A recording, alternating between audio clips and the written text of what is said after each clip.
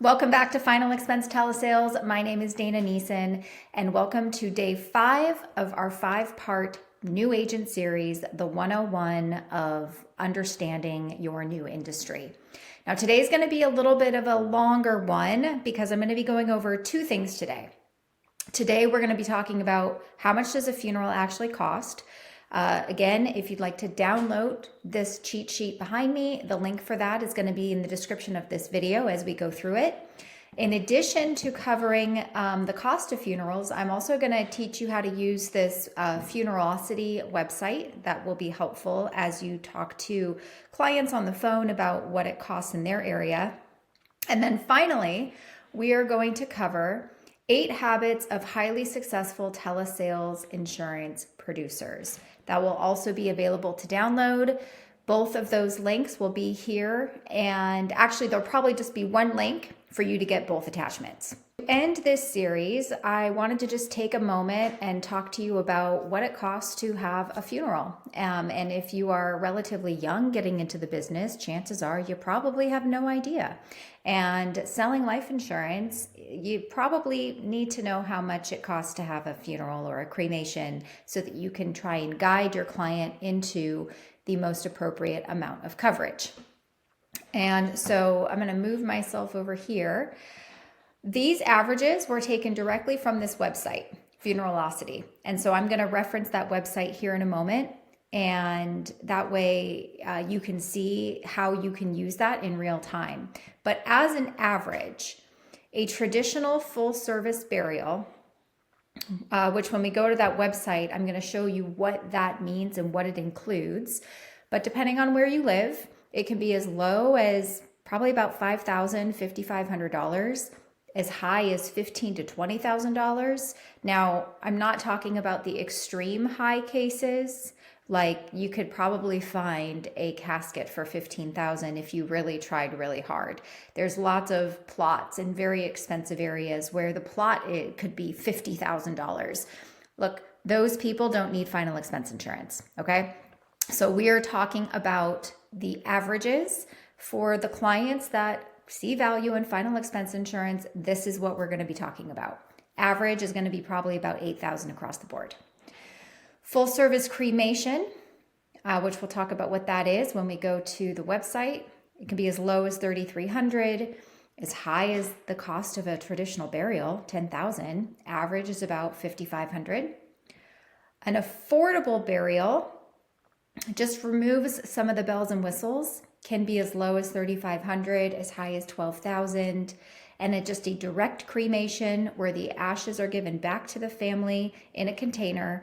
It can be as low as $1,000. I've actually seen it as low as $695 in some places, and as high as $5,000 to $7,000 because they can. It literally does not cost a funeral home any more money to cremate someone on a $1,000 plan or a $7,000 plan. It's not regulated, so it's just because I can and because of where you live that they can charge this high. So here's an example of a full service burial and what would be included. You have just the basic services, transportation, embalming, dressing and getting the body prepared for the casket, the viewing, which is crazy that they even charge for that, a ceremony, a hearse, a utility vehicle, and then the average price of a casket. So you'll see that the casket is typically where you'll have the biggest bulk of the expenses coming from for a burial. The example of a full service cremation, so it's basic services. So you're seeing just right off the bat, they're going to be charging double the cost for a direct cremation because you're at a because we can full service funeral home. Transportation of the body. Embalming is if somebody wants a viewing before being cremated, so they still have to prepare the body. And they typically prepare the body and dress it for a casket that you rent, or there's caskets that you can buy that are meant to be burned, like a wooden casket, which you see there at the bottom. The cremation casket is $1,200, but you can also rent a casket, and then you don't have to be, you don't have to go into the incinerator in a casket. Viewing ceremony, transfer to crematory, the crematory fee itself, $328. I think that's kind of a BS fee in there from what I've seen, but that's where it kind of gives you the breakdown of what everything costs. So this is available for you to download. I'm going to take you over here to the website, funerality.com, and this is a great resource. It has up to date, the most comprehensive pricing for almost every funeral home in the country. Right now, it's giving you national averages, but you could just click right here on a map. So let's say we wanted to click on North Carolina. It'll give you the averages for North Carolina, but you could continue to drill this down right here in this box, which we'll click here in a second. But if you click this traditional first full service burial box, it will give you a breakdown for low, high, and average. Same thing with full service cremation, low, high, average. It'll even break down the affordable burial and then just the direct cremation. So it'll give you a complete breakdown here as well as definitions. If somebody wants to know, well, what's the difference between an affordable burial and a traditional burial? Well, you can read it right here. An affordable burial, sometimes known as immediate or direct burial, is the burial of a body without embalming, no viewing, no service. It includes basic service fees and transportation of the body from place of death to the cemetery. The average cost of a basic casket is included. So if we go here to the affordable burial, look, all of a sudden the casket is $2,500. Same thing with the direct cremation. So now let's say that we wanted to really kind of drill down in North Carolina. Let's say that somebody lives in Charlotte and see if it will show on map. That's good. Direct cremation. Let's look at traditional full service burial. So now it's going to break it down here by funeral home, right? So if somebody like actually names a specific funeral home, you'll be able to pull up the name of the funeral home here, click on any of them, and it'll open up the general price list that's connected, because it's by law, every funeral home in the country has to have a general price list on their website. Now, that's not to say that they can go lower than that or higher than that, but in general, this is what it's going to show you that Low Netto Funeral Home is going to charge for a traditional full service burial.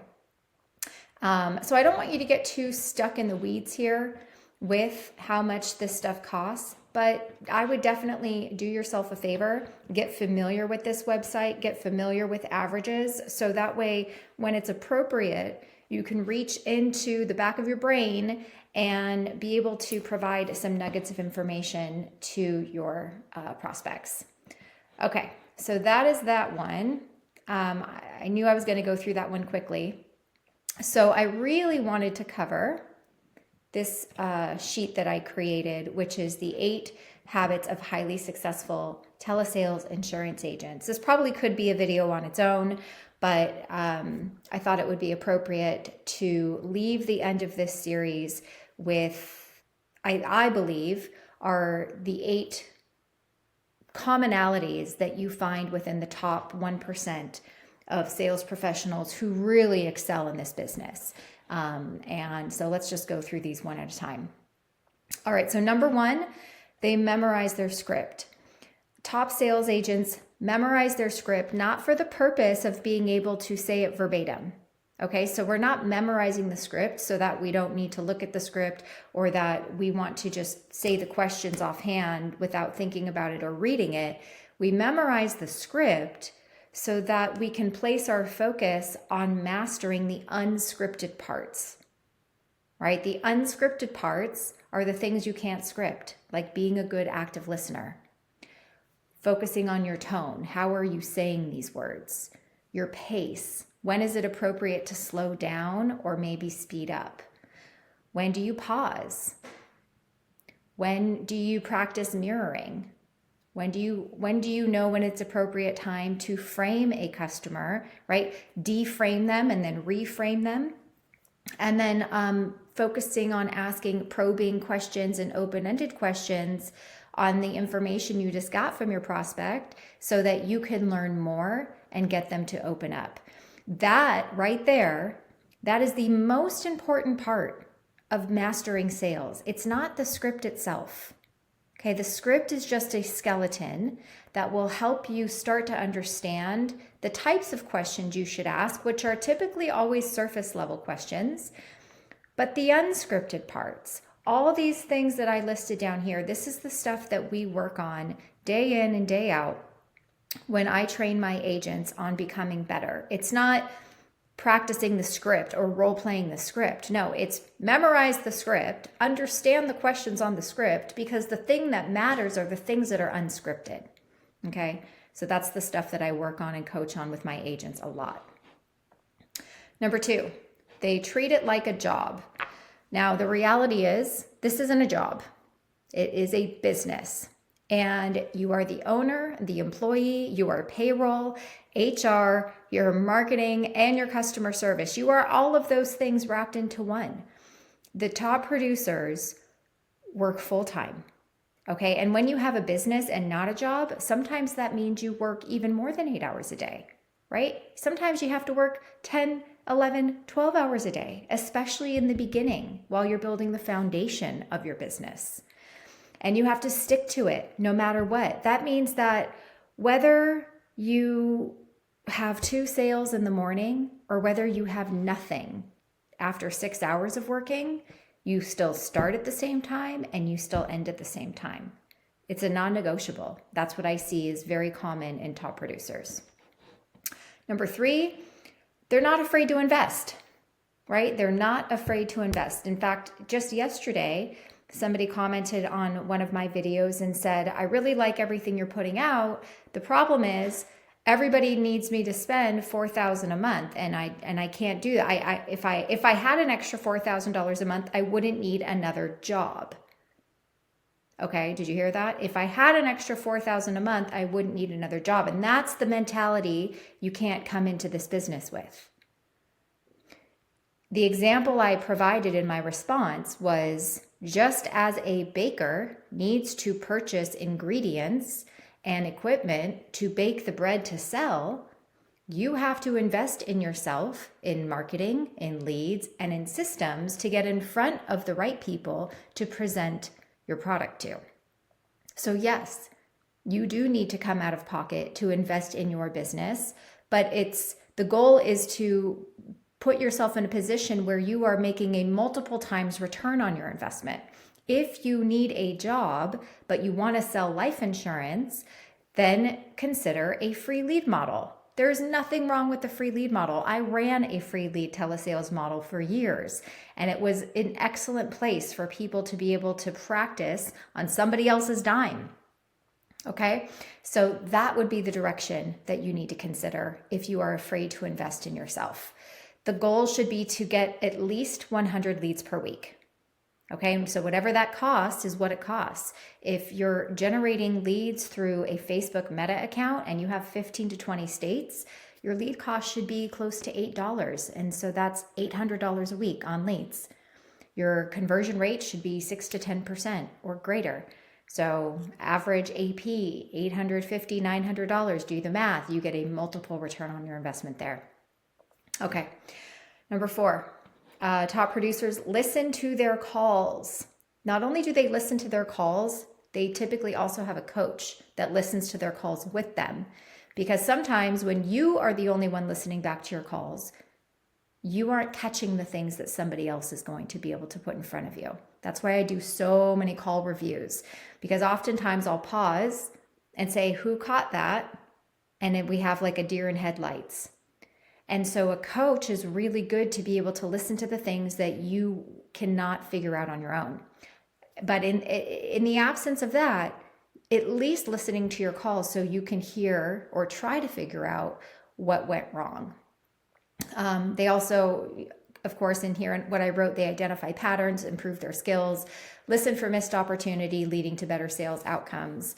If you're using a power dialer, there's probably different options that you can select. It's going to be a more expensive option to have the recording feature, but it is absolutely worth it. Number 5, they utilize a CRM dialer. So that goes back to they aren't afraid to invest. A CRM dialer just to run your business is going to cost you somewhere between $200 to $300 a month. Okay, that's like your brick and mortar. Think of that as like you're paying rent for your business in order to run your business. You cannot effectively run a high volume telesales business on a spreadsheet. Okay, so dialer streamlines the sales process. It increases your efficiency and productivity. It automates tasks. It removes data entry. It helps with speed to lead and overall conversion rate, especially when you're utilizing bots and SMS automations.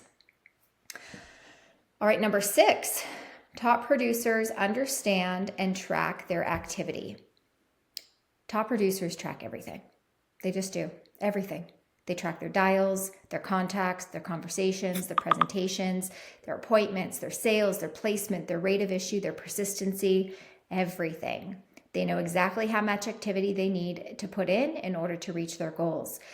Another way of saying this is not reacting to your day. Not like just logging into your system and saying, well, hopefully somebody answers the phone today and I have an opportunity to sell. No.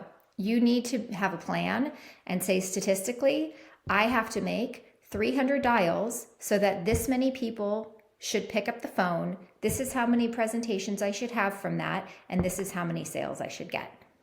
If you're just starting like day 1, you might need a coach to help you figure out what that is. A lot of that's also going to depend on how many leads you have, the age of those leads.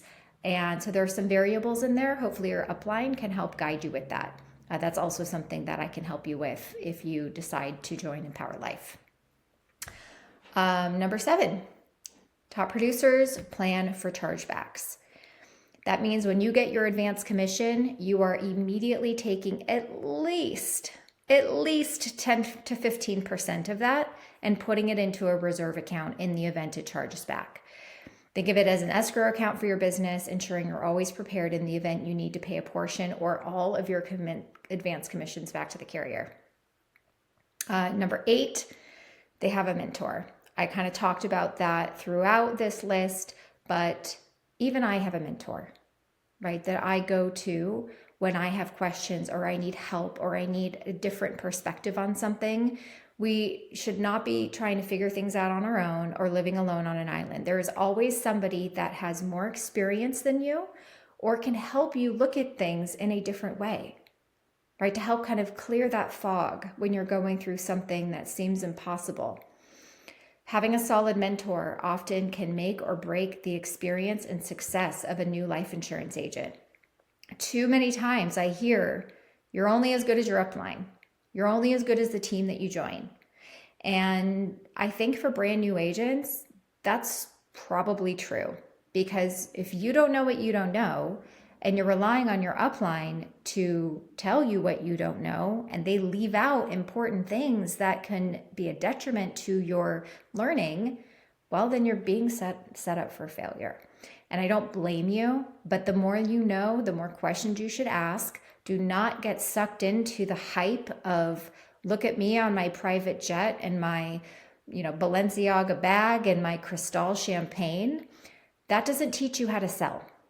That sells you a dream. It sells you the motivation of what you could get. But if you don't have these fundamentals, that's never going to be a reality anyways. So this worksheet is also available to download. Feel free to click the link in the description below. Thank you so much for watching this 5-part series on the 101 of getting started in the life insurance space. Any feedback you have for me on this is appreciated. Please post something in the comments. Let me know that you watched it. What was your biggest takeaway?